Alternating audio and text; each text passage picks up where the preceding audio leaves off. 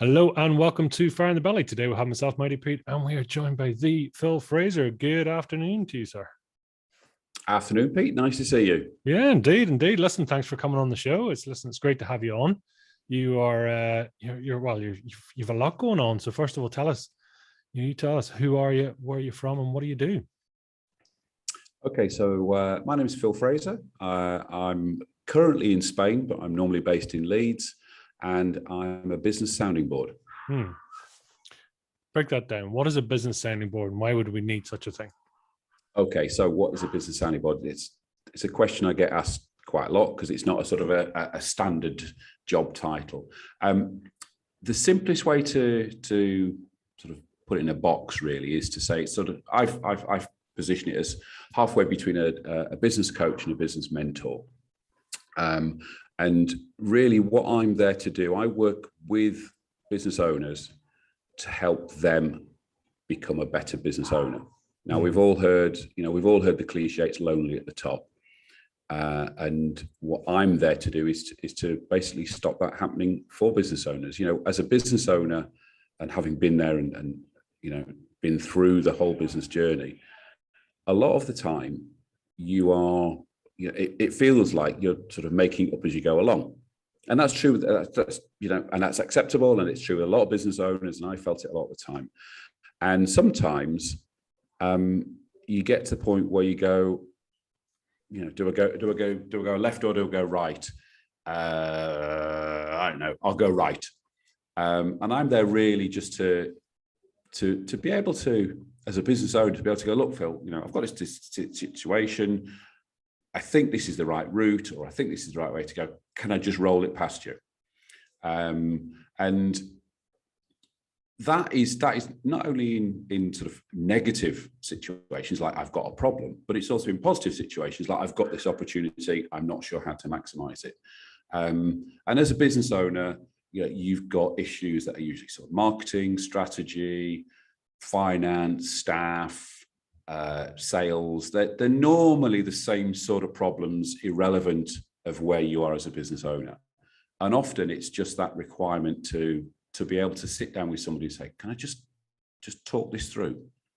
You can't sit down with your sales manager and go, hey, Dave, I haven't got a clue what I'm doing here. Can you just help me? Because that's not going to go down really well, is it? Well, it is that thing, isn't it? It's showing up with confidence, even if you don't know what you're doing. It's like, we're going to confidently go down this path until we're not. Yep. And as your team grows as a business owner, a number of things happen, and one of them being your skill. You have people who are better at stuff than you are, and that's great, and that's the way you should be building a business. But there's also, the team will come to you and go, hey, Phil, what are we doing next? Where are we going next? And we're going this way. And then, it would be great to have somebody to sit and talk to and go, Phil, can I just talk you through this? And a lot of the time it is just talking. I don't give people answers. I don't give people solutions. I'm not a business consultant who will come into your business and go, right, your supply chain's wrong, your sales strategy is wrong, whatever it is. I talk to the business owner, and then the business owner takes hopefully some benefit from me and then inputs it into his role as a business owner. That's super interesting. I mean, to give the audience a bit of a background here, I mean, you as you described yourself, you went from a kitchen table startup with limited or no investment, and then through to a multi-million-pound sale 18 years later into to PLC, and really that sort of the journey that you've been on through that. And I just want to circle back a bit, because you sort of saying it's between a mentor and a coach, and then you talked about a consultant as well. So can you just split the hairs for us here between mentor, coach, and consultant, if you like, and the position that you sort of find yourself straddling? Yeah, that's a really, really good question. I actually wrote a really long article about it on my website. And having said that, I'm still not sure what the answer is. But in very simple terms, and I use the football analogy. So, if let's say you're 18-year-old and you're a striker and you're playing for a club's under 18 team or under 20 team. If you had Gary Lineker at your side, he would be a mentor. He'd be able to say, look, this is what happened to me. This is how my career expanded and went out and blah, blah, blah, blah, blah. But if you had, and I'm a Leeds fan, so I'll use Bielsa as my example. If you had Bielsa next to you, he would be able to coach you and make you better. So I think the difference between a coach and a mentor is somebody who's been there and can sort of hold your hand and sort of show you the path. Whereas I think a coach is somebody who will add to your skill set. And that's probably the simplest way.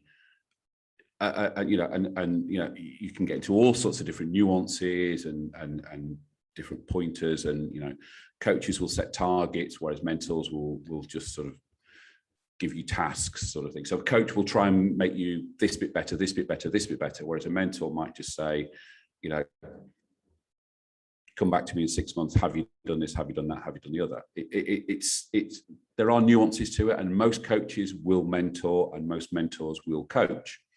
And I think that's where I try and sit my role, is somewhere in the middle. So there's a little bit of hand holding and there's a little bit of mentoring, and a lot of what I'm doing is actually not giving answers. I'm actually asking questions. So I'm the one who's prodding and poking and yeah, classic questions like, well, why'd you do that? Which is a horrible question. People hate being asked that question, because the answer is normally either, I don't know, or we've always done it like that, or we did it like that in my last company. But when somebody then takes a step back and thinks, yeah, why do we do it like that? And I can then say, well, have you thought about doing it this way or that way or that? And then they come up with the answer, you know, the client, the business owner comes up with the answer to say, do you know what? I'm going to do that differently next time. Now, I've not coached them. I've not told them the answer. They've come up with themselves. So, you know, it's a bit of in between. I think the consultant side of things is another step away.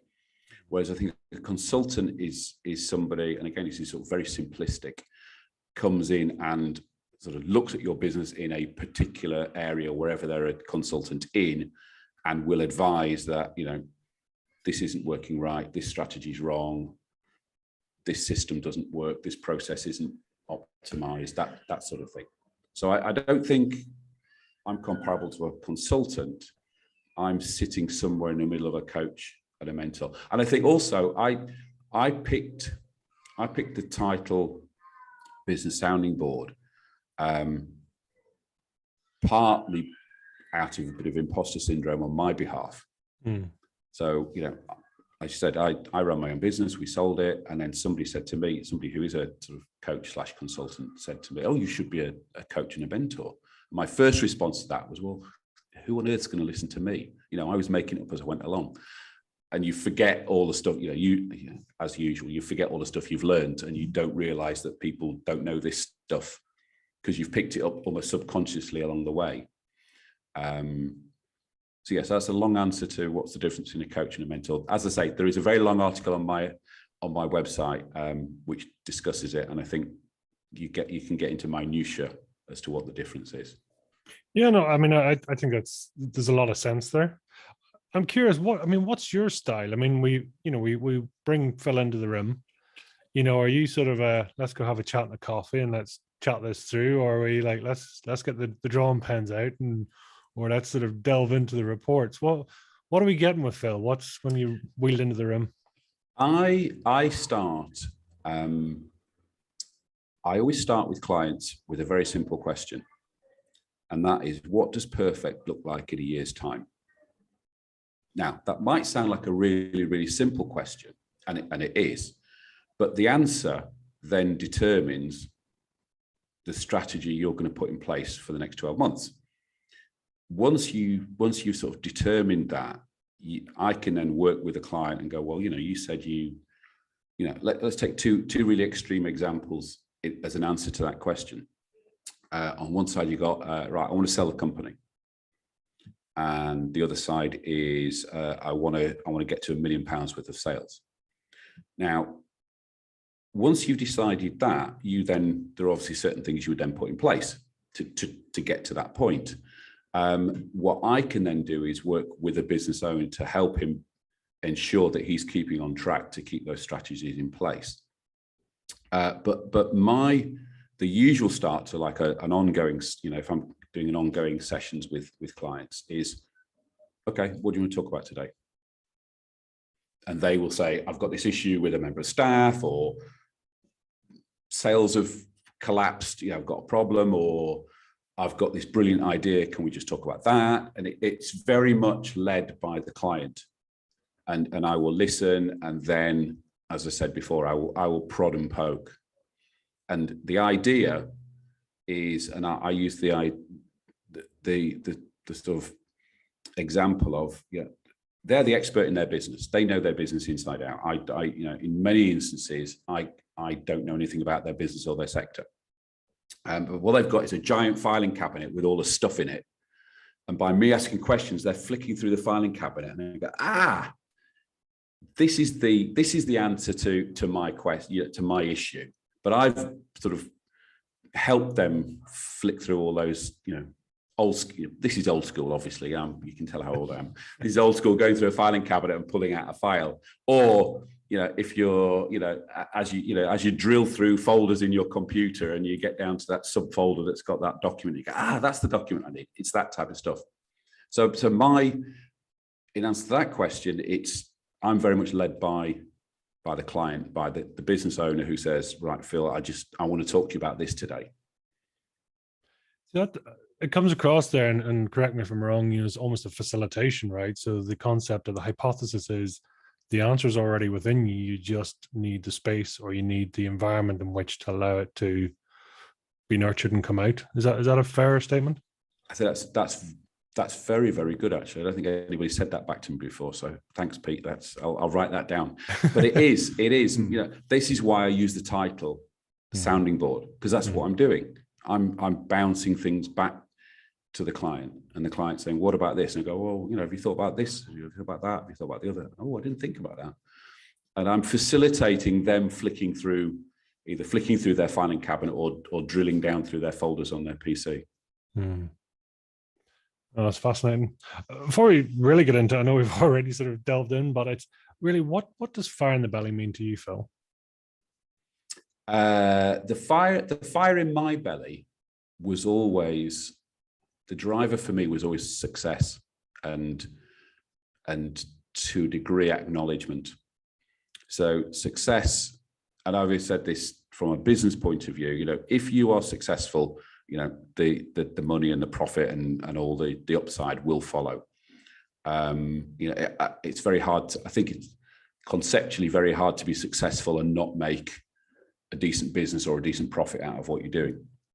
So success was the thing for me, was, we've nailed that. We've completed that. I mean, we won over the period of 18 years, our business won 10 industry awards. And they were some of the, if I was back at home, I've still got them on the wall. They're still saying, that they were the things that acknowledged to me the success, but it's the success that's the driver. I think everything else falls out the back of that.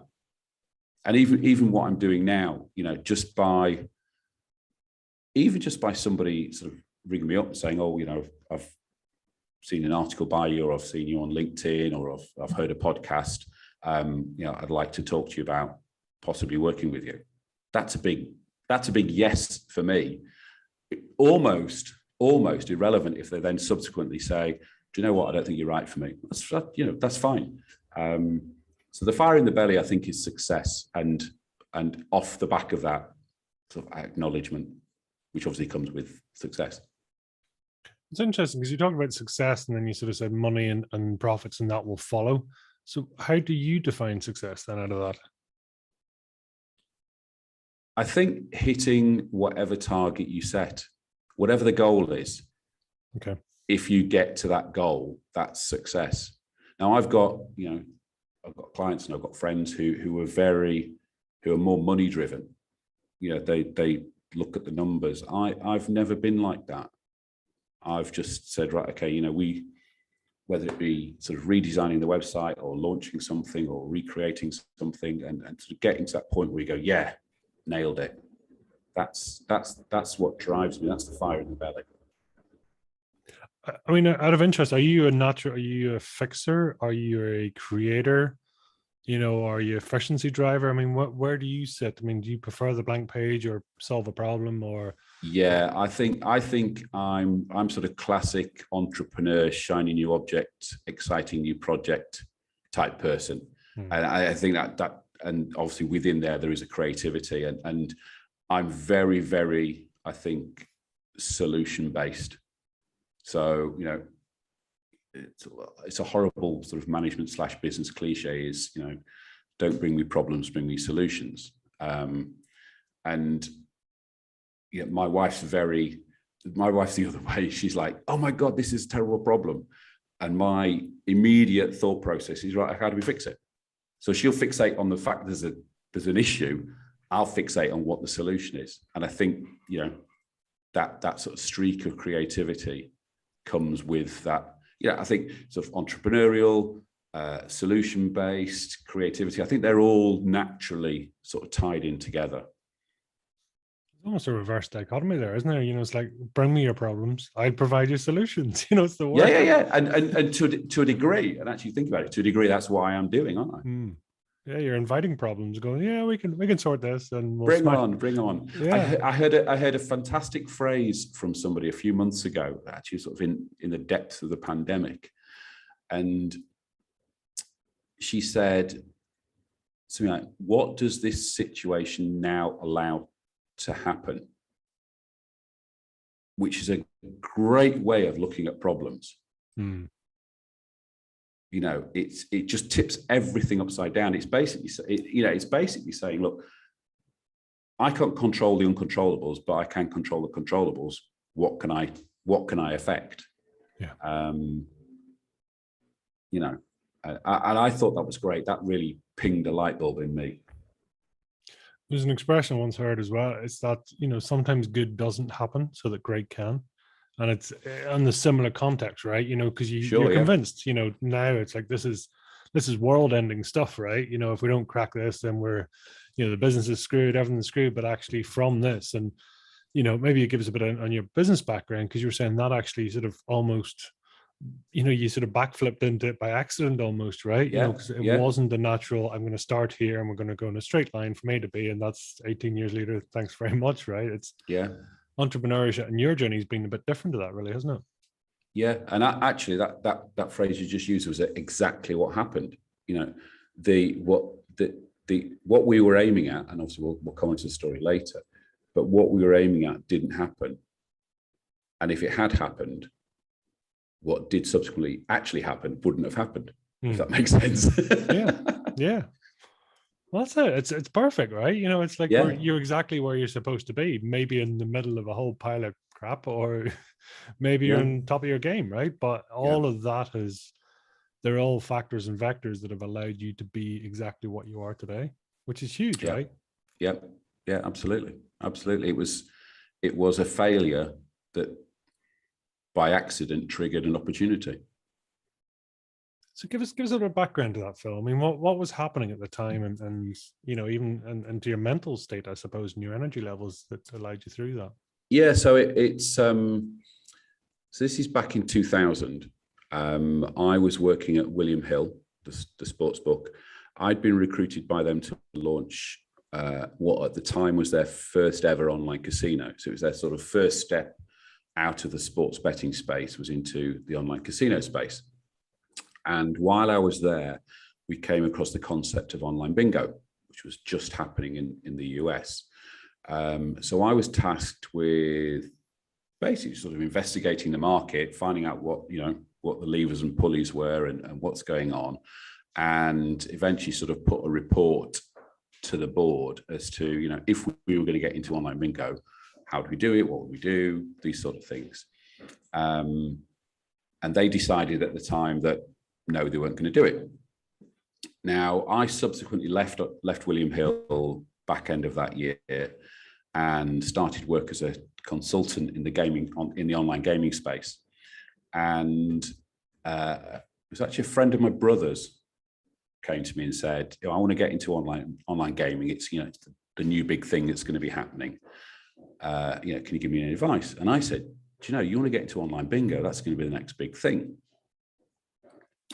48 hours later, I thought, hang on a minute, if you're telling him that's what he should be doing, why aren't you doing that? So long story short, I sort of dusted off this report I'd done for William Hill, rehashed it, and it became a pitch document for investment into what would have been the UK's first ever pay-to-play online bingo site.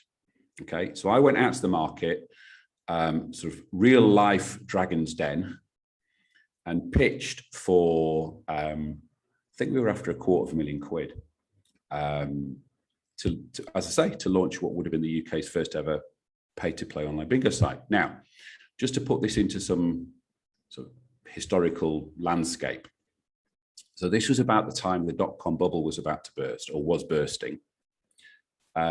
This was only happening in the US, so there's nothing in the UK at all. So it's completely brand new to UK. It was also a legally grey area. So it wasn't illegal, but it wasn't legal. So I was going out pitching something that had never been in the UK, was legally grey, in the middle of the dot-com bubble bursting. It's great timing, perfect timing. And unsurprisingly, it got nowhere with it. I took it to lots and lots of different people, didn't get any interest at all. But what I'd done is I'd built this very, very basic website, which listed all the, at the time, US online bingo sites that were in the market, to use it as a vehicle to, and on the front of it, we had a very simple pop-up questionnaire to get some player data, so sort of age, sex, demographics, spend, frequency, that type of thing. So that when I was doing my pitch, I sounded like I knew what I was talking about. And what happened was some of those bingo sites that were listed on my website somehow found this website and contacted me and said, can we advertise on your website? I was like, sure, send me some money and I'll put some ads on the website. Now, coincidentally, my career pre-William Hill, a lot of that was spent selling advertising space in magazines and newspapers. So this was like, okay, I sort of understand this conceptually. And that website became the business. So it started completely and utterly by accident. And as you said previously, came out of, something not good happening, allowed us to do this business that we wouldn't have done. Had I got the funding for, as I say, what would have been the UK's first pay-to-play bingo site, that business journey would have been completely different. How well or not we'd have done, I've no idea. Wow. What was the funding for? Because was it down to the build? Was it, it was just, it was, I mean, this is that document. I've still got the document, actually. It's at home. I've still got it. I think it was just for marketing. It was for staff. It was just operational. I mean, the way a lot of the online gaming market works is the sort of the engine, the thing that makes, whether it be sports betting, whether it be casino, whether it be poker, whether it be bingo, that's usually owned by a development company, and then it's white labeled and licensed by the brand. So what we would have been doing is, obviously we'd be paying a licensing fee to this bingo company in the US, and then we'd have marketed the product that we created. It's a fascinating world, as you say, but I mean, God, all the sort of environmental and universal factors are against you, right? .com, and it's like everyone, all investors are going, this whole website thing. Nah, it's actually, and the other, I mean, one of the key questions we were asked at the time was, if this is going to be so brilliant, why aren't Mecca and Gala doing it? Obviously, the two big bingo brands, and the obvious answer is, obviously a lot of big brands don't see what's happening on the ground. They don't see the new things that are happening, and they're too big to see them. They obviously went online 4 years later, so I was 4 years ahead of them. But yes, it was, landscape wise, it was it wasn't the best pitch. But that's the thing, I suppose, when you don't even almost realize it's a different pitch to what you expected, right? Because Yeah, I mean, it's the old adage, was it, I don't know, Blockbuster had the chance to buy Netflix and sort of shoot them out of the rim type thing, and, yeah, it's similar. It's just changing landscape, right? It's all changing, and what was that's there. right. Yeah. But it's credit to you. So I mean, well, first of all, I mean, what did you initially want to do when you grew up, and what did you start off doing? Okay, so when I wanted to grow up, I wanted to play football for Leeds United because that's all I was interested in, or be in a punk band. But I can't play any musical instruments, and I've got a terrible singing voice. So all of that, I'm still playing football, and I'm still listening to punk. So I left university with no idea what I wanted to do, and fell into accountancy because my parents said, accountancy, that's a good career. So I was a trainee accountant for a year, and when I handed in my notice to the managing partner, he said, very, very thoughtfully, he said, "I think you've made the right decision." Compliment, insult? Oh, not sure. I'm not sure. I mean, that year as a trainee accountant was quite good because it gave me an understanding of sort of basic bookkeeping and invoicing, and for those oldies amongst us, double entry bookkeeping and stuff like that. I mean, it leads me on to generally a future question that more or less says, when is it a great time to get Phil in the room, and when's it a great time to get Phil out of the room? It's if it's a case he noticed when the good time to get me out of the room was. Yeah, if it's business as usual or not exciting, get Phil out because he'll start wrecking the place, right? Yeah. It's I just wasn't. The really funny thing was I started as a trainee at the same time as another guy called Philip. So there was two Philips started as a trainee, and I obviously just wasn't cut out for this. And the other Philip was just like Mr. Accountant. He's still an accountant now. So we had this huge contrast between me, just not an accountant, and this other Philip he's obviously a brilliant accountant. Oh, Philip's done this well. And I go, well, this Philip hasn't. Philip versus Philip. Yeah. Where did the accountancy thing come from? Was that just? It was just my parents. As I say, I came out of university with no idea what I wanted to do. I'd applied for various sort of university milk round jobs without any.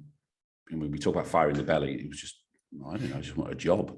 And they said, oh, you should be an accountant. And it so happened they had a friend who ran an accountancy firm who was the guy who gave me the job. So I don't know how much of it was a favor or not.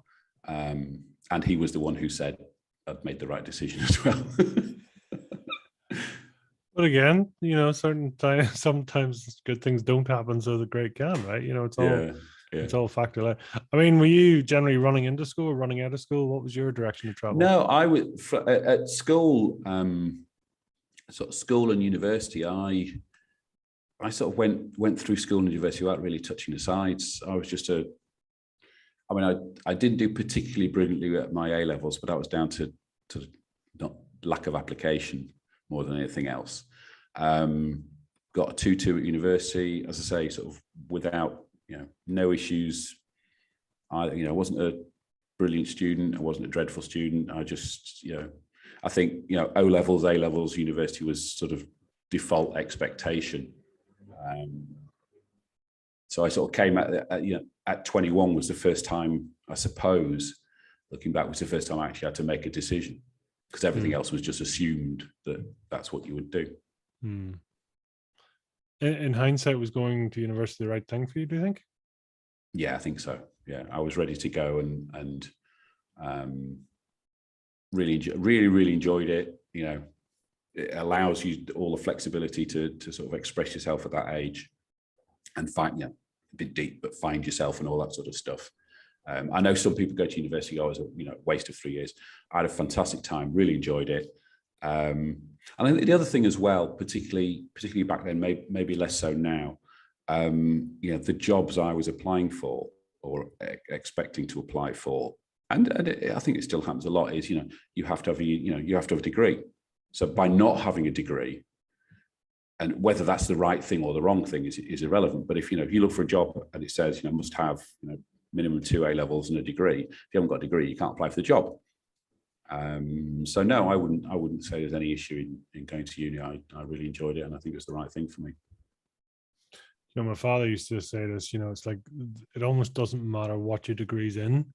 The degree shows the ability to focus, concentrate, to persist, and ultimately then come out the far side, and the subject is virtually irrelevant, right? Because how often do people? I used to say this with my team. I recruited in, I think, vast majority of the jobs I recruited in my team. I said, must have a university degree, not because of what they did in their degree, but as you say, it shows you have the ability to take on information, sort of regurgitate it, rebuild it, put it out again, understanding, and having been a bit grown up, and there is a difference between living at home and then living away for 3 years.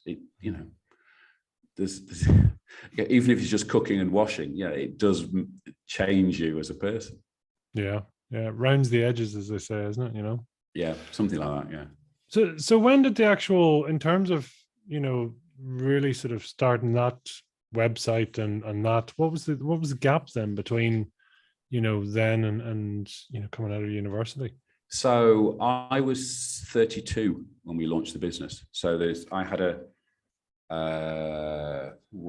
10, 11 year career with a proper job first, and then launched the business. As I say, the business launch was an accident. After the accountancy job, I then had a number of roles selling advertising space in magazines and newspapers. I did a year as a recruitment consultant.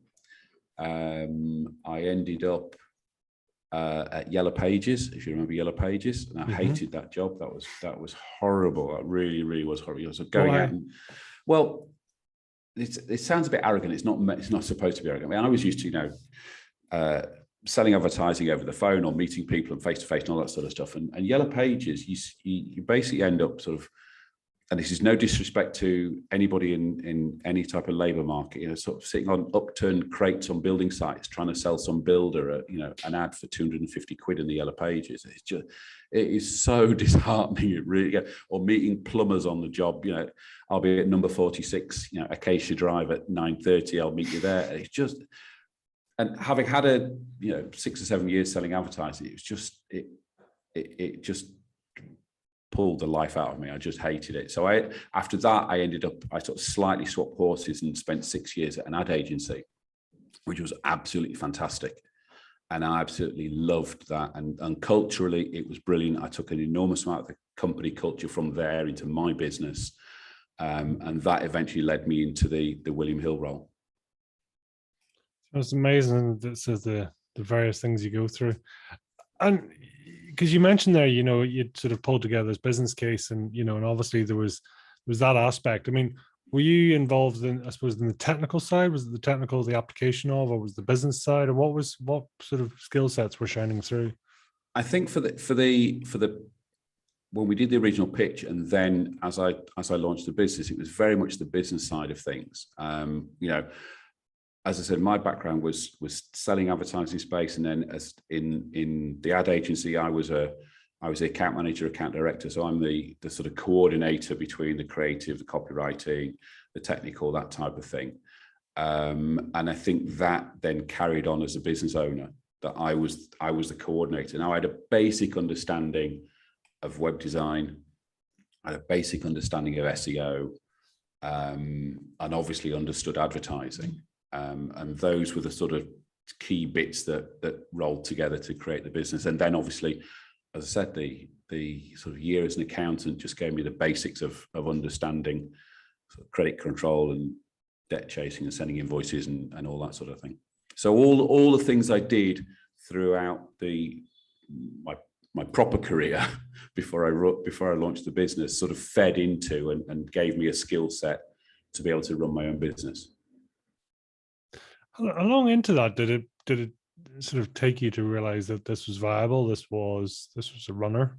This was a genuine business. It was So the situation we were in when as I say, so going back to where we were, we had various online bingo sites in the US contacting us and saying, can we advertise on your website? At the same time, I was still working as a consultant in online gaming, because still very much, it was still quite early days there. So having had a year's experience at William Hill, I had the background to claim to be an expert. My wife at the time was still working as a teacher. So we had enough sort of home funding to be able to let this roll. However, I was still looking for what I would call a proper job. And I got offered a job at a digital agency as an account director. Very nice job, salary, car, all that sort of stuff. And I went in to see them on the Friday before the Monday and said, I can't take this job. I've got this thing that's happening that I have to see where it goes. And I think that was an enormous sliding doors moment. That was the one where I look back and think, I could quite easily have taken that job. It's a nice job, nice salary, absolutely fine. And I could have just parked what we were doing and just left it, or sort of kept it as a hobby sort of thing and let some money roll in. But I just thought the opportunity was there. And probably in hindsight, probably backed myself to get another job if it really didn't work. So I did have a bit of a safety net. And it was, maybe probably 18 months, 2 years in when I sort of stopped doing the consultancy, because that felt a bit too much like hard work. Whereas this website stuff was actually quite straightforward. Send us some money, we'll run some ads. Send us some more money, we'll run some more ads. And also we were very lucky that we were in a market that was growing. So there were new clients coming into the market all the time. And as we grew, we became almost, I'm not say a default place for them to advertise, but one of a small number of places to advertise. So it quite quickly, we became known in the industry. We went to various industry events and all that sort of thing, and built along with the market growing as well. So that's why I say, sort of right place at the right time. But yeah, that was a huge sliding doors moment when we were like, okay, this might be a goer. I mean, what sort of support did you have around you? I mean, for you to sort of say, very rational, very nice opportunity here. Yeah, I'm not going to take that. I'm going to go for high risk, unknown, wet finger in the air. Is that sort of in your blood? Is it in your family? Is it, or was it a case of just? I mean, my mum was a teacher and ended up as a head teacher. My dad worked in universities, ended up as a vice chancellor. So there was nothing entrepreneurial on that side of the family. So there was, I think a late grandfather had a furrier business, but that's probably the only anything commercial I can find. So I have no idea where it came from. And the only support really I had was my wife, who said, yeah, let's go for it. This seems like fun. So she'd be sat, and this is going back a long time. She'd be sat with we had young kids at the time, sat with a baby on a knee, sending out emails by Outlook Express. At the time, you could only send 50 at a time, and just sort of copying and pasting and all that sort of stuff. And it worked. Had she said, don't be so bloody stupid, take that job. We've got 2 young kids. What the hell do you think you're doing, messing over this stupid idea? But she didn't. She said, yeah, let's go for it. And that was brilliant. To have that support, or even, sometimes people haven't a clue what you're talking about it, but they, she's picking up on your passion or picking up on what's possible, right? And saying, well, sure, give it a whirl. Why not? Yeah, absolutely. And she worked in the business for, sort of worked day to day in the business for 3 or 4 years, but was involved to the last day as well. Mm-hmm, she one of the things she did do, she was my sounding board, although slightly biased sometimes. And that, again, just going back to the sounding board thing, if people are thinking of having a sounding board, you've got to think who that sounding board is, because sometimes if you've got a dog in the race, your advice might not be the right advice. But yeah, so she'd sit on staff interviews, she'd sit in on all the time. Team socials, she'd be there. We did a lot of international traveling. There's a lot of gaming conferences she came along to. So she was as well known on the circuit as I was. Isn't that fabulous though? That, yeah, I mean, to have the support of each other is huge, right? You know, Yeah. so that you Yeah. can, you know, sort of, yeah, do it together. I mean, and that's key, because entrepreneurship, and as you said earlier on, you know, people sort of talk about it being lonely at the top, but it can also be lonely at home too, right? If, Absolutely, yeah. you know, Yeah. you're sweating your pan in and trying to do everything, and the other half of your potential family partnerships going, I don't know what you're doing this for, and I don't see it, and I don't get it. I've got somebody who I mentor who has exactly that situation. You know, he's got, and it's in the same sort of area. He's got this passion for this passion project he's got going, and doesn't have the support at home, and obviously he's finding that hugely difficult. So yeah, it's great. I mean, often she was the one saying, you know, that's a stupid idea. What the hell think you playing at? Because I'm the ideas one. She's the that be so stupid. But it worked. In terms of seeing, I mean, do you get to see ahead of yourself? I mean, do you know, what sort of drives you? Just get the sense that this could work, or do you actually sort of see it, that actually you can see things that others don't? You know, I would never ever claim to have been this sort of futurologist that sort of was nailed on that this was going to be as massive as it became. I think with business, particularly when you start up a business, it sort of feeds into the sort of Maslow's hierarchy thing. You know, the first thing we wanted to do with this business was to be able to pay the bills. That was the aim. Then it's maybe we'll get a better car. Then it was, we might be able to go on holiday. And it goes, you know, and it builds like that. And so I know, you know, a lot of people will do business plans and have exit plans and all that sort of stuff.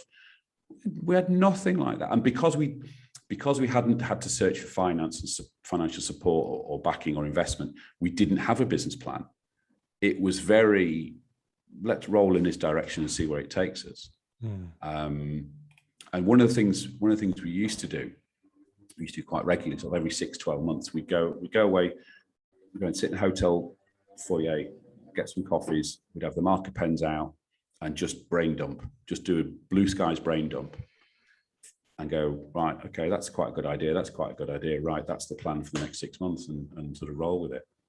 That's how we did it. And it, as I say, there wasn't any big master plan, particularly in the early, you know, first, I don't know, 7-8 years. No real master plan. It was just, let's get this. And it goes back, I suppose it goes back to the success thing we were talking about. You know, if we can sell more advertising, we can build the site bigger, and we can take on another member of staff, that's great. And we'll sell some more advertising, and, you know, maybe we'll take on an extra member of staff that gives us a bit more flexibility to do something else. And we rolled like that. Do you think, I mean, is that almost an unconscious competency in a lot of entrepreneurs, in that they don't know any better, so they just do it? Because if they did know, they would stop, or they wouldn't keep going. I think sometimes, so the ignorance is bliss thing, I think is fantastic, because you haven't got that restriction of somebody going, shouldn't be doing that, because you don't know, you haven't got anybody there going, shouldn't we do that? So you do it anyway, you know, and then you go, oh, that wasn't a very good idea, I won't do that again. And, you know, we could, I mean, looking back at the whole business journey, there's obviously lots of things we could have done differently and done better. I don't think there was any, I think there was probably one opportunity, I think, or maybe 2 opportunities we missed, but we didn't do too badly. What was your typical sort of decision making? I mean, are you fired off the cuff and let's give it a whirl, or is it I need to sleep on this type chap? I mean, what would be on a biggish decision? What do you go with? I always advise people, go with your gut after you've done your research. So not just like, you know, firing off straight away, but if your gut feeling is, you know, this is the right route to go, and then you sort of, you know, you have a bit of a poke around, and let's call it research. It wasn't not as deep as that. You'll maybe do a quick SWOT analysis of it, or whatever it might be, and you know, you go, I've got this idea, chuck it around a bit, maybe ask a few people, what about that? Have a look at what the market are doing, and they go, yeah, let's go for it. And I say it to clients, and I say it on podcasts a lot, JFDI, jump off the cliff, the parachute will open in some way. That's sort of my way of looking at it.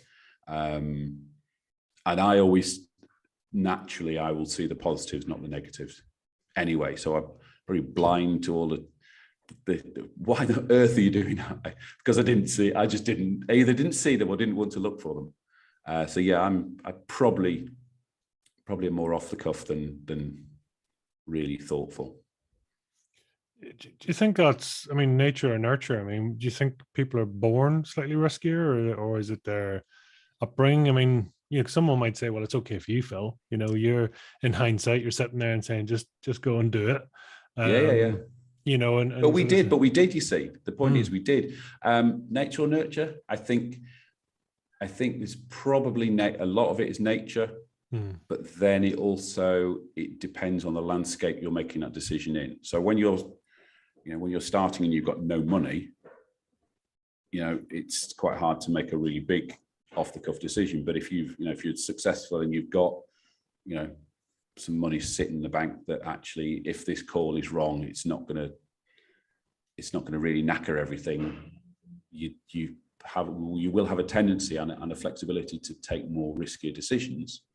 So yeah, I think a lot of it is nature, because a lot of people, it just feels wrong to just be, go for it. Yeah. It's that's, I suppose when you're working with people, is that what it is for them? Is it the, let's call it bravery, or is it the clarity to just go for it, or is it the not knowing? Or is it the sort of got a gut feeling, too much going on right now? When businesses aren't moving forward, what do you tend to find are the biggest blockers for them? I think sometimes it's the fear of failure, I think, stops people making decisions. It's very easy to go, "Ooh, what if? I had a fantastic member of staff who was really, really good, great at what he did, but was always crossing 6 or 7 bridges down. What if this happens? What if this happens? It's like, no, let's cross this first bridge first. Oh, well, what if, I don't know, let's make something up. What if it becomes so big we need to recruit some more people? Well, great. Isn't that a fantastic problem? Should we just start the project first? And you get that in people, that they will do that, and other people will just, knock down the targets as they're in front of you. And a lot of it is down to the nature of the person, and some of it is down to the landscape of making those decisions. Did you know you were going to get to this point? Did you know you were going to sort of build a business and it was going to be very successful, and you were profitably sell it and move on? Some people sort of says, yeah, I know I'm going to be big, I know this is going to happen, but I just don't know how. No. As I say, it was, particularly in the early days, it was, let's just roll with it and see where it gets to us. And, if I can buy a slightly nicer car that doesn't break down, that's great. And then the success rolls and you go, okay, well, all right, where do we go next? Where do we go next? Where do we go next? And it was just a rolling journey that, okay, let's set a bigger target. Let's try and do something different and build a brand and dominate the market. And the targets become bigger. And at no point did I sit back and think, I know this is going to happen. It was just, what's the old football cliche, you can only beat what's in front of you. So at any particular time, it was, can we generate some more revenue? Can we generate some more profit? Can we improve the product? Just pretty day-to-day stuff, but within a big picture situation as well. So we had, and this came from a consultant that came into our business, we had a BHAG on the wall. I don't know if you've come across BHAGs with. Okay, so if you read the book Good to Great by Jim Collins, he talks about, and it's all about what makes good companies become great companies. So and it takes some real examples, most of them American, but it's almost like if you take Sainsbury's and Tesco's from 15 years ago, they were probably about the same. What made Tesco's go ballistic and Sainsbury's stay, it's that, oh, good to great. And he came up with the theory of a BHAG, a big, hairy, audacious goal. So it's like, pick something that is so ridiculously big as a target, and you set that as your North Star, and off you go. And I say this consultant came in to see us, and he introduced me to that concept. And we had a BHAG of being the world's leading supplier of online bingo players. Okay, so that's the world. So being the world's number one of anything is obviously going to be huge.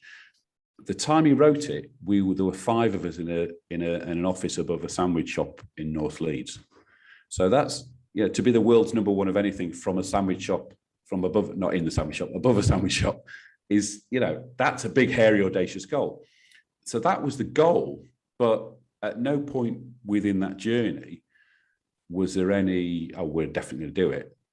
It was just, take the next step, take the next step, take the next step, see where we get.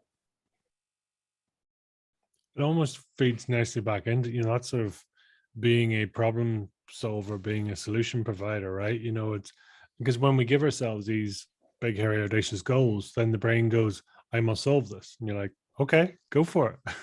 Yeah. Why not? Yeah.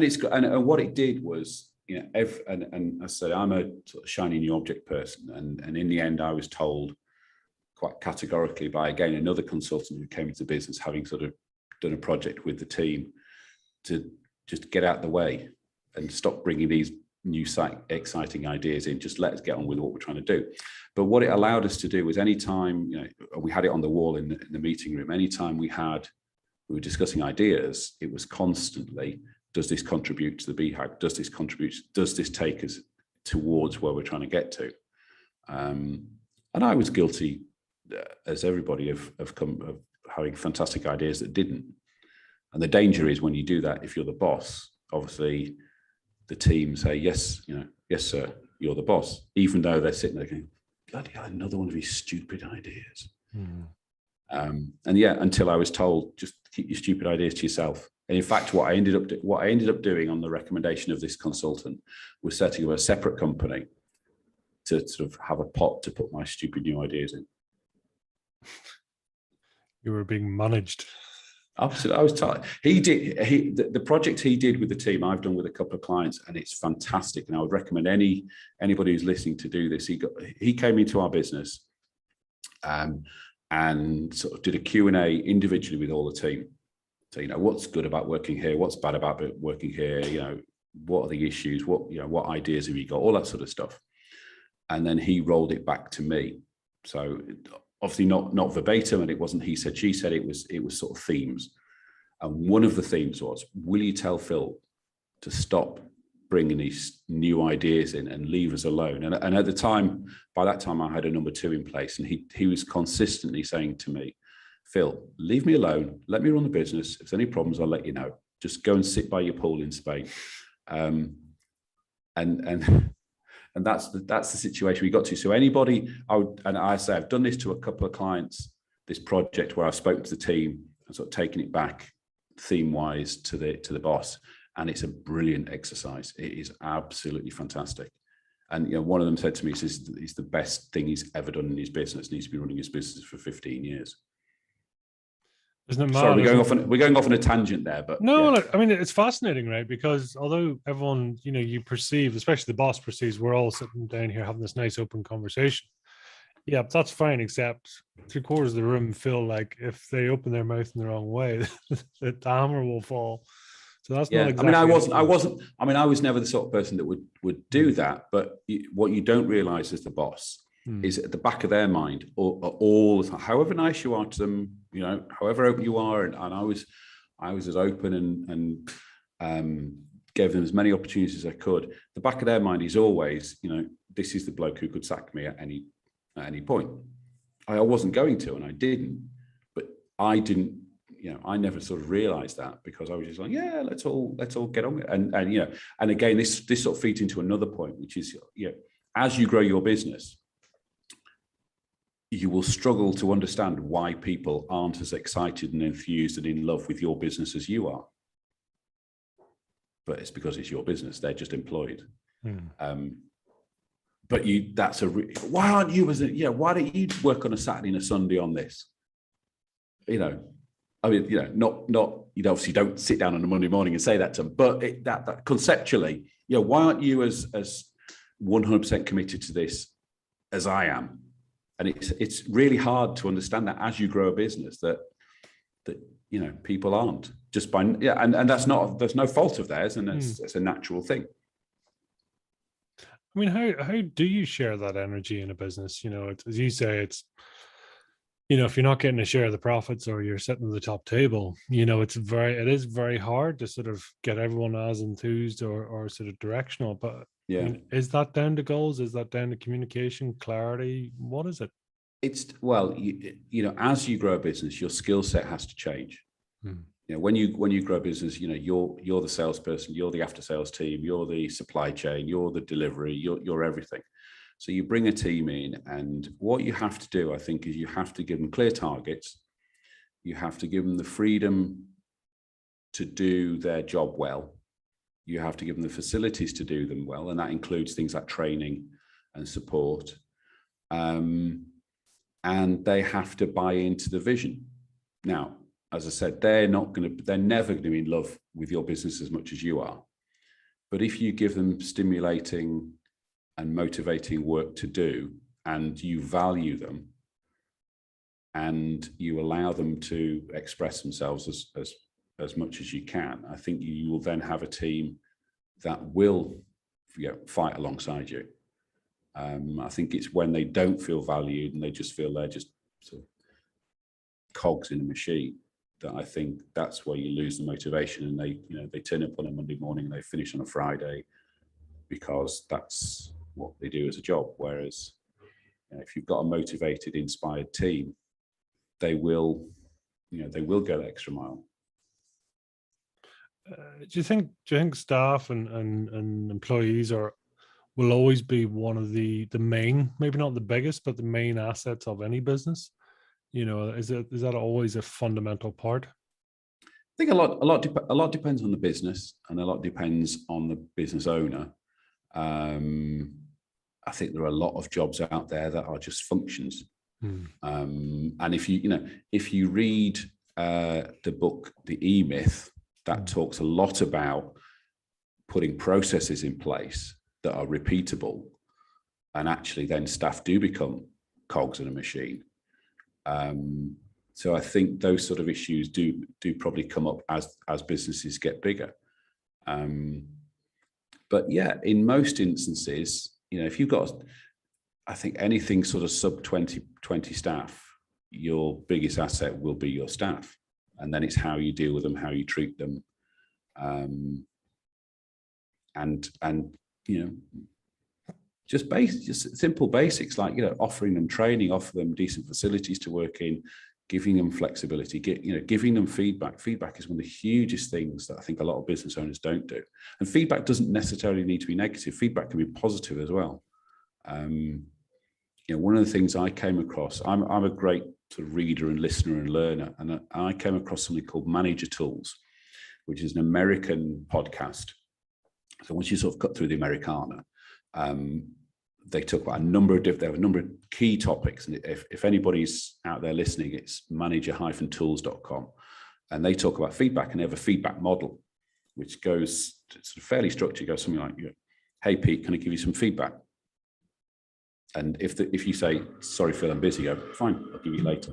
So, hey, Pete, can you give me some feedback? And it's, when you did this, this was great, this happened, carry on doing it. And that's it. And yeah, because often when you say to me, can I give you some feedback? Their immediate reaction is, oh shit, what did I do wrong? And yes, you've got to give negative feedback as well. But positive feedback works fantastically well. It is key, isn't it? We get so problem and solution oriented that we forget that, in the world of 80-20 or 70-30 or whatever your ratio is, that actually you can't, yes, it mightn't be the biggest part of the business, but it's being grateful and appreciating what you have, and as you say, that positive feedback, right? Yeah. Tell me this: what are your sort of key habits? I mean, are you a big goal setter? Do you like to sit down? Are you visualization? I mean, you mentioned there, a lot of ideas coming through as well. I mean, how do you typically channel that? How do you make it hit the tarmac?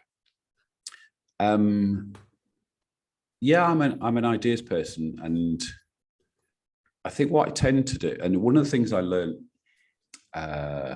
again from learning from a book most people probably heard of, 7 Habits of Successful People by Stephen Covey, was time management. So urgency versus importance. And I'm still a pen and paper person. So as I'm going around, I'll sort of chuck ideas on bits of paper. And then sort of once a week, I'll try and prioritize them. And I've built my own sort of bastardized system of Covey system, which again is on the website. So have a look. And then put things in priority order and go, right, okay, let's do that, let's do that, let's do that. And though, some of those are the ideas I've had, and some of it is just things I know I've got to do.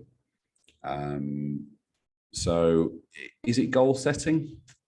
I think it's more important to me than goal setting is prioritization, which obviously then will feed into, if you've set goals, then your prioritization will feed to goals. And particularly now, obviously, I'm in a sort of slightly odd situation where what I'm doing is pretty much sort of part-time and quite flexible. So there's no sort of Monday to Friday, 9 to 5 structure. So it's easy to end up just doing things I enjoy doing, which probably aren't as important as things I have to do, like fix that light bulb or mend the garden shed or whatever it might be that I'm told to do. Are you somebody that needs to be kept busy? Are you best Yeah, when you're sort of 150% or 50%? There's no halfway ground. Absolutely. I like to think, right, okay, what am I doing today? I'm doing this, and I'm doing this, and I'm doing this. Because I find it quite easy just to, particularly nowadays, even sort of sit on social media and just to lose an hour doing absolutely nothing. So yeah, I think I have to be doing stuff. What's on the bucket list for you? I mean, what's out there that you're happy to share? Of course, that it's going to happen, or it's something you would really sort of tickle your fancy. The one thing I've always had, it's more of an itch to scratch than a bucket list. As I said, our business happened totally by accident. We were lucky to be in the right place at the right time. We were in a growing market, and it sort of all happened. So I've got this sort of itch or question that always says, were you just a one-trick pony? Did you just get lucky? And off the back of that, I've always fancied maybe trying to do a turnaround on a business just to see if I could do it. Now, what that business is, where it is, what market it's in, I don't know. And then I talked to somebody about this recently, and they said, well, why? Why do you need to scratch that itch? You've done it.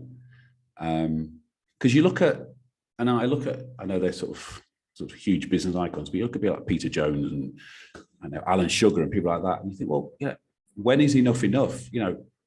I'm not going to go and buy a Caribbean island or a yacht or anything like that. So I don't need to do it. So then the question is, well, why do you need to scratch that itch, and who are you proving it to? Probably only myself.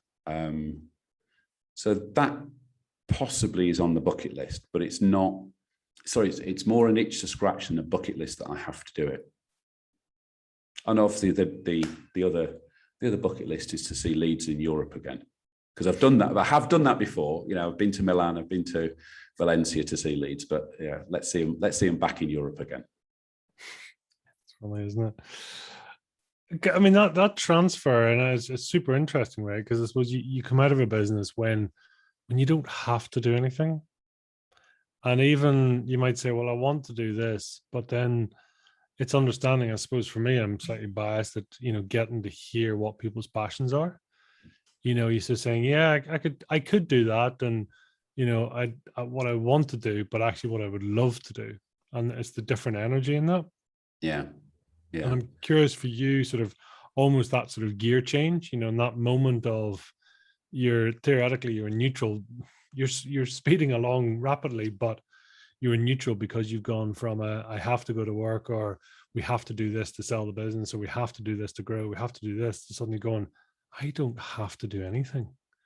It's fascinating actually, because you read all these business books and they talk about startup and they talk about growth and they talk about exit, and they don't do the chapter afterwards, which is, what the fuck do you do after you sold your business? And I've spoken to a couple of people who are fortunately in a similar situation, and it's like, and when you meet people, you go, what job do you do? And it's the assumption is that they've got a job to go to, and 9 to 5, whatever it might be. And then I talked earlier about Maslow's hierarchy driving you.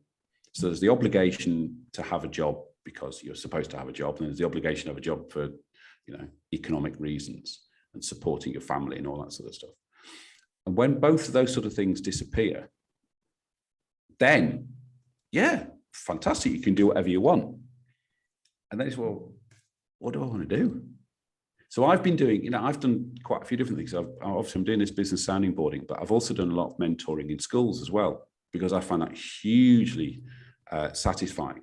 So we talked about my career earlier, and I do a presentation that I've done quite regularly to sixth forms in and around the Leeds area, all about careers and CVs and jobs, and the fact that my career had gone all over the place. And don't worry when a teacher says to you at 16, what do you want to do? Because it's, in essence, it's a stupid question.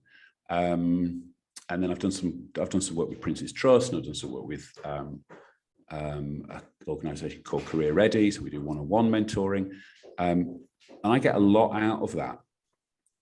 But I don't know whether we're still I'm too young to retire properly and go and play golf, and I don't play golf anyway. There's still that thing in you that's should I have a job? Should I be doing something? And almost a guilt complex to say, well, I can't just do nothing. So somebody says to you, oh, what do you do? Nothing. Yeah. But it's that whole thing, isn't it? It's taken a lot to allow me to do nothing. Yeah. I mean, I'm not complaining. I'm not complaining. As I said earlier, I'm sitting in Spain in the middle of October because I can, and that's great. But there is, maybe we're preconditioned to still work.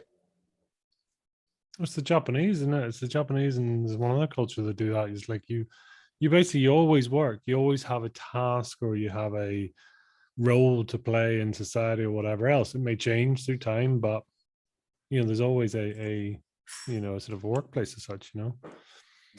I mean, do you believe you have an overall calling or a purpose in life, do you think, or where do you sit on that?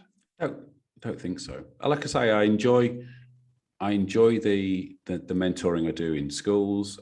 I actually enjoy the business sounding board stuff I'm doing as well. I'm the sort of person that if I met you and we're sat on a train or a plane or sat by the pool, and I'd say, what game are you in? And the bloke next to me goes, oh, we make pencils. Most people are going, oh, bloody hell. I'd go, that's fantastic. That's really interesting. Tell me, how'd you get into that? How's that market work? How's the system work? Blah, blah, blah, blah. So people coming to me looking for my support as a business sounding board, I'm like, great, yeah, come on, bring it on. I enjoy doing it. I wouldn't call it a calling, but I enjoy doing it. But no, I don't think I have got a calling.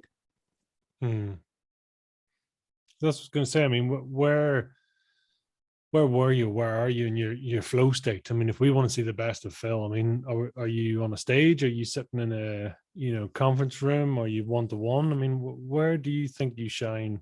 Where can people see the best of you? That's a really good question, because I was asked this. I was talking to somebody about this on a previous podcast, because they were talking about networking. They in their podcast they ask all the guests a question about a networking tip. And I said, I actually hate networking, all that sort of drinking lukewarm coffee in hotel receptions and stuff. And what I'd always prefer to do is be at a conference talking to 40, 50, 60, 100 people, whatever it might be. And yeah, on a simplistic level, I enjoy that because I'm in effect introducing myself to 50, 60, 70 people all in one go, which is great. And you don't have to do that sort of small talk networking type stuff. So I think, I think if the question was, where would you find me best? Probably performing on stage. Obviously not as an actor or anything like that. Although I was in a school play that we eventually got put on at Leeds City Varieties, which is one of the big theatres in Leeds. Oh, wow. So I have trod the boards, as they say. What was your part?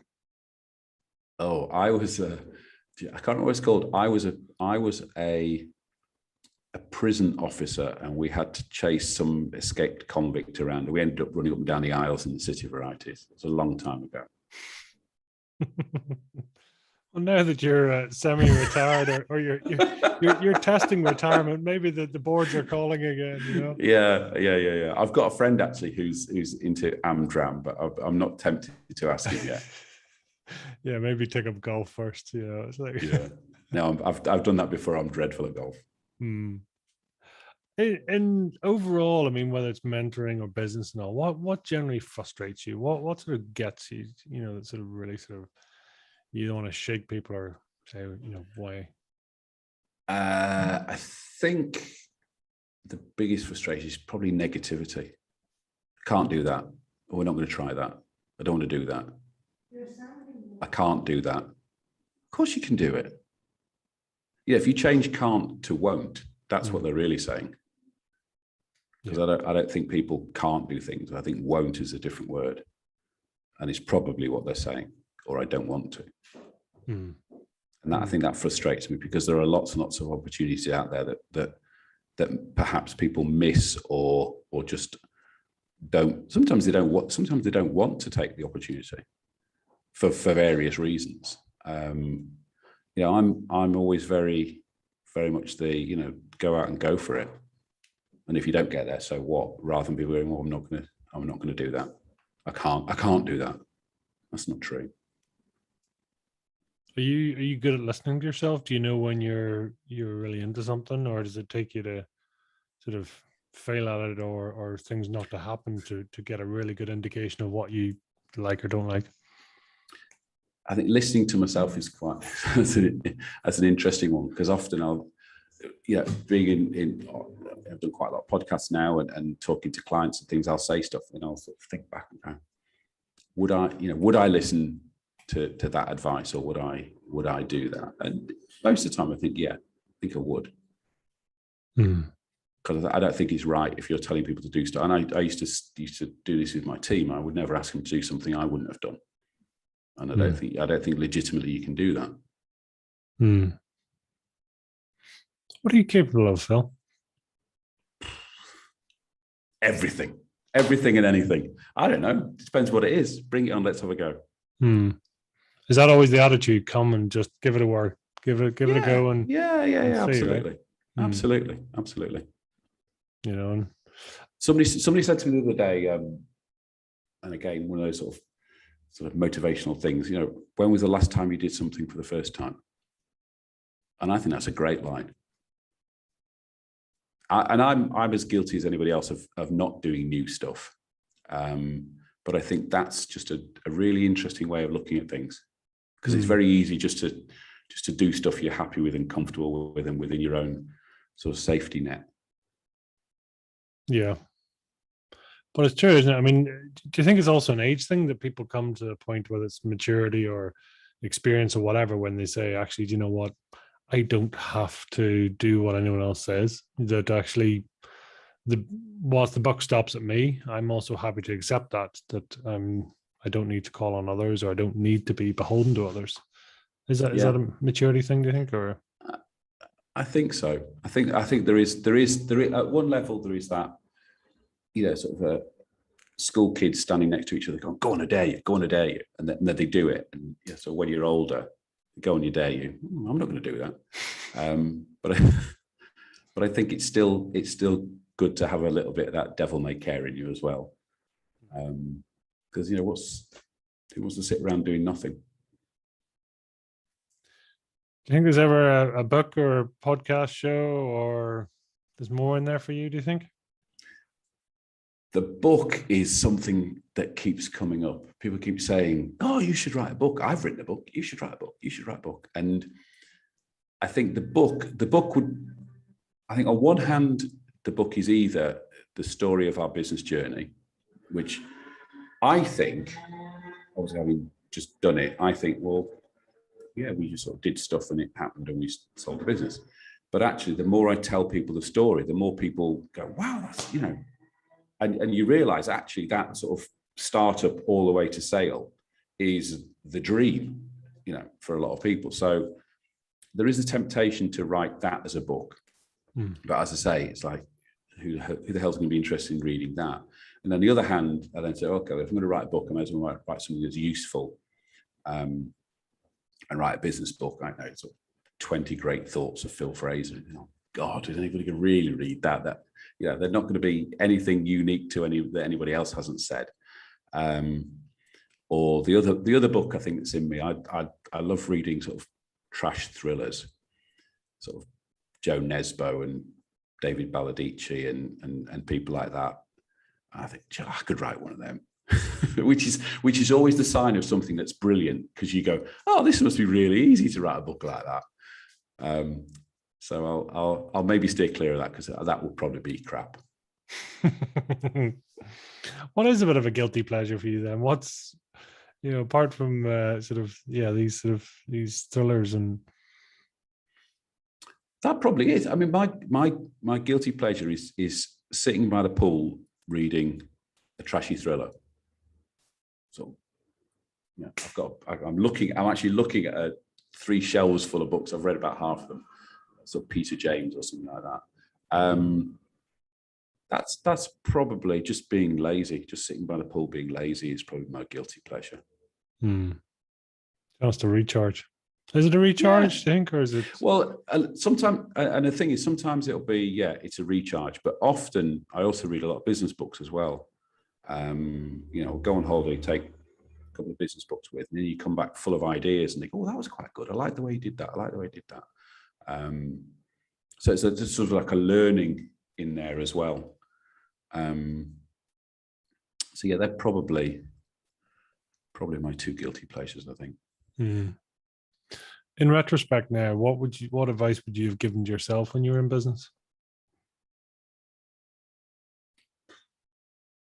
That's a good question. I think one of the things we didn't do, and this is probably a bit more strategic advice rather than sort of business to business advice. One of the things we didn't do, we grew the whole business organically. So we didn't do anything by acquisition. And actually, since we sold the business, I've done a lot of sort of reading about sort of M&A and sort of buy and build strategies and stuff like that. And I think that's probably one opportunity we possibly could have grown quicker doing. But I think from a business point of view, starting out, I don't think it was anything. I don't think it was anything we did particularly badly. I think one of the issues we had was some advice I got sort of later in the business journey, and sort of having had it and then read around it. I don't know if you've come across the concept of the brilliant jerk. Basically, somebody who's in your business team who's good at their job, but within the greater team is really, really bad. So in simple terms, it's somebody who pisses people off, or is the one who always pisses on brilliant ideas. Oh, we've done that before. Oh, that's going to be too hard to do. Oh, no, I don't think that's a good idea. That actually, yes, they're doing their job and they're doing it to whatever standard you want them to do their job, but actually the bigger picture stuff is negative. And that's possibly something I would have taken on board earlier, I think, as well. Yeah, it's always interesting, isn't it? Well, I mean, you mentioned a couple of books there, but I mean, what sort of top of your reading list for people that, saying if you're in business and going through this, what should they be reading? 2 books I always recommend to everybody, and I've mentioned them both already. One is 7 Habits by Stephen Covey, and the other is Good to Great by Jim Collins. Good to Great had a big impact on the business because of the concept of the BHAG was brought in via that. And it's a really, really interesting book. 7 Habits of Successful Business People by Stephen Covey. I have read probably 5 or 6 times now. I've got the audio book of it as well. I've listened to that a couple of times. I remember this, I can't remember who actually introduced me to it, but the second time I read it, so I read it, sort of put it down and left it. And then I read it again 2 or 3 years later. And whilst I was reading it, I realized I'd started doing some of the things in there. I started going, oh, I do that. And I realized I'd sort of taken these tips on board without noticing it. But by rereading it, you're obviously reading it in at a different point on your business journey. So the relevant bits ring different relevant bells. So, if you read a book when when you're 2 years into your business journey, and then you read the same book again 4 years into your business journey, different things become relevant and you can apply them to different scenarios. So those would be they're the 2 books I would recommend to anybody. It's always, it's interesting to see the different reading that we have. So that's cool. So tell us, if you were to try and then describe your fire in the belly, Phil, in 1 or 2 words, what would they be?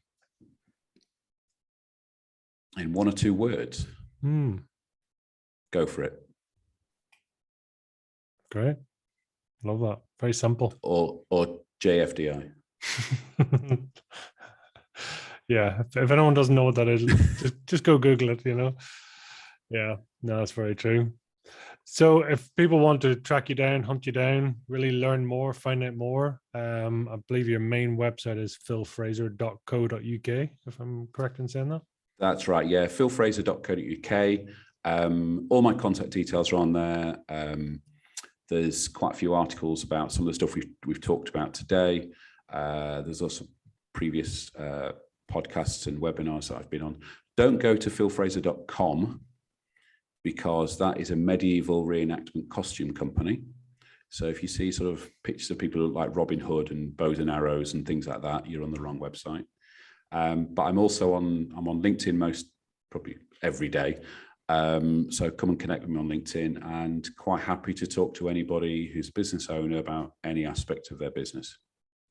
That's what I was going to say. I mean, who do you serve best? Is business owners, those that are in growing and sort of entrepreneurial side? It's funny actually. When I sort of started doing this, I tried to draw a business, a customer avatar, and actually what I've worked out is it's business owners who want to get to the next stage, whatever that next stage might be. And there might be multiple aspects to that next stage. Now, that next stage might be commercial, it might be emotional, it might be strategic, but it's almost self-selecting, because if you're happy in your business and it's sort of ticking along and you're quite happy where you are, and you aren't open to change or to be prodded and poked and questioned, then you're not right for me. But if you're at a point, you go, right, I want to get to the next stage, whatever the next stage might be, and it might be from 1 employee to 2. It's more likely to be, and I find it's sort of between sort of 8 employees to 20 is sort of my sweet spot, and that usually correlates with a turnover between 500, 600 grand to about 4 or 5 million. That's sort of sweet spot for the type of business that I'm probably best helping. So if there's any business owners who fall into that sweet spot, we're probably perfect partners. I mean, that's interesting, because that's typically, I know some of the banks and all would define that of moving from small business to medium business or medium to large, isn't it? That it's the transition side, right? To that sort of growing pain of how do we be something we've never been before. And this is the step change I'm talking about. It's that, and somebody used the phrase recently, what got you here won't get you there. And that's often the case in business. If you've got, let's say you've got a team of 4, there's you and a team of 4 people, there will be a certain capacity limit you get to, whether that be a product capacity, whether it be a profit capacity, whether it be a turnover capacity. So when you got from, £100,000 to £500,000, you might go, okay, I cannot get any further than this without making a step change. Or, £500,000 to £1 million, million to 1.3, 1.3 to 300, 3 million, whatever the step changes are. And yes, it might be a change from growth to scaling. And there is the difference between growing and scaling a business. They're sort of slightly two separate. I look at them as sort of vertical and horizontal. So growing sort of goes that direction, whereas scaling sort of goes that direction. So yeah, that's probably that sort of size point I described is probably where all the pain points fall with that switch between growth and scale.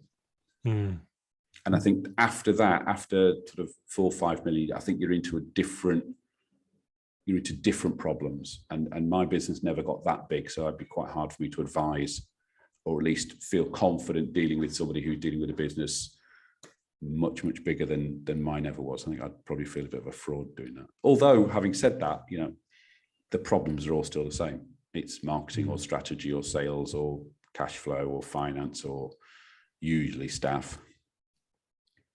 It's just bigger, right? Same problem, just different Same size. problems, just a different zero on the end. Yeah, and after a while, the zeros sort of blend into each other after a while too, doesn't it? Yeah. Pretty bizarre. Is there a final message you'd like to leave with our listeners? I don't think so. I think we've covered quite a lot today. I think the final message is probably actually there is one, and again I picked this, and I keep saying the same things. I picked this up somewhere else, and I do a lot of listening and reading, and it was all about opportunities and the fact that people go, oh, I'm too scared to do that. And there were three concepts to this. One was whatever the problem is, you're not alone, particularly in business. There's always somebody who's going to be able to advise you. So that's number one. But the next two were really, I thought were great. Or ask yourself two questions. Number one, what's the worst that could happen? And number two, what's the best that could happen? And what you'll find is the imbalance between the best that could happen versus the worst that could happen is so big in a positive way that there's no reason why you wouldn't do it. If you can, you must. And it's even something as simple as I'm going to send an email to, I don't know, the CEO of a big company. What's the worst that could happen? He ignores it. What's the best that could happen? You might get a contract out of it. How big is that imbalance that, It's proportionate, isn't it? Right? Because why is it there's certain things, and I mean, I've sort of young kids, and when they're learning to walk and all that, they don't sort of go, tried it a couple of times, wasn't really for me, But that's because the experience of what you see around you is everyone else is walking, so therefore, I will keep trying and trying again. As you say, it's whether it's reaching out to the CEO or asking somebody. They might say no, they might say nothing. Oh God, heaven forbid, they might say yes, and absolutely. What then? Go and kiss a couple of frogs and see what happens, right? Yeah. And it is. It's a lot of it is frog kissing. That's great. Phil, that's been awesome. Thank you so much for coming on. Thank you for sharing today. It's been great to hear about your passions and really what's going on. I wish you all the best for the future. Thank you very much for having me on. Oh, there you go. You just saw my wife just wander past. So she's the other half of the business. Oh, wonderful. Wonderful. Congratulations. Oh, there you go. Oh, I love it. That's what it's all about, right? You get to enjoy these things now. That's what it's all about. Fantastic. Thank you very much, Phil. Cheers. Bye.